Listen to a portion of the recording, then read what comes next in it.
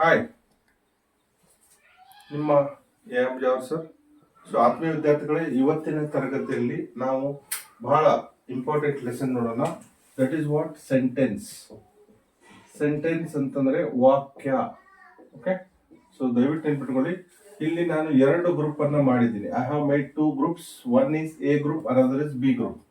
So A group ಅಲ್ಲಿ eat I a mango ಅಂತಿದೆ. So but B group ಅಲ್ಲಿ I eat a mango ಅಂತಿದೆ. Okay, so B group ಅಲ್ಲಿ A group ಅಲ್ಲಿ go I to college ಅಂತಿದೆ. ಇಲ್ಲಿ B group ಅಲ್ಲಿ ಐ ಗೋ ಟು ಕಾಲೇಜ್ ಅಂತಿದೆ. So you do go to college, do you go to college.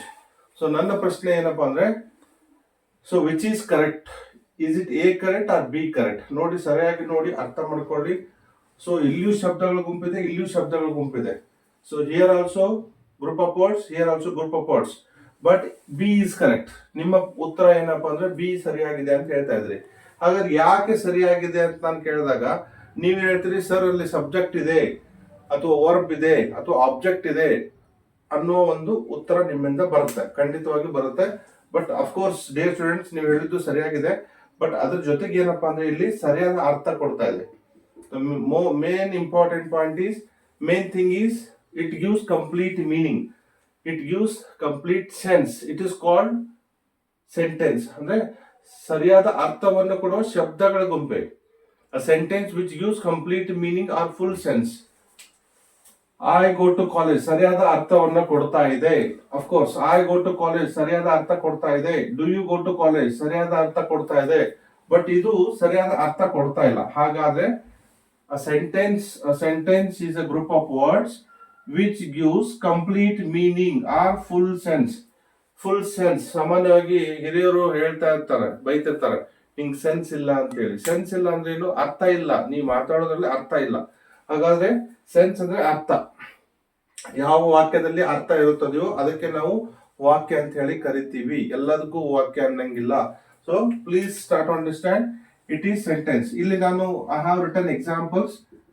I am working ಶಬ್ದಗಳ ಗುಂಪಿದೆ ಮತ್ತೆ ಸರಿಯಾದ ಅರ್ಥ ಕೊಡ್ತಾ ಇದೆ. ಬರೀ ನೀವು ವರ್ಕಿಂಗ್ ಅಂತ ಹೇಳಿದ್ರೆ ಆಗಲ್ಲ.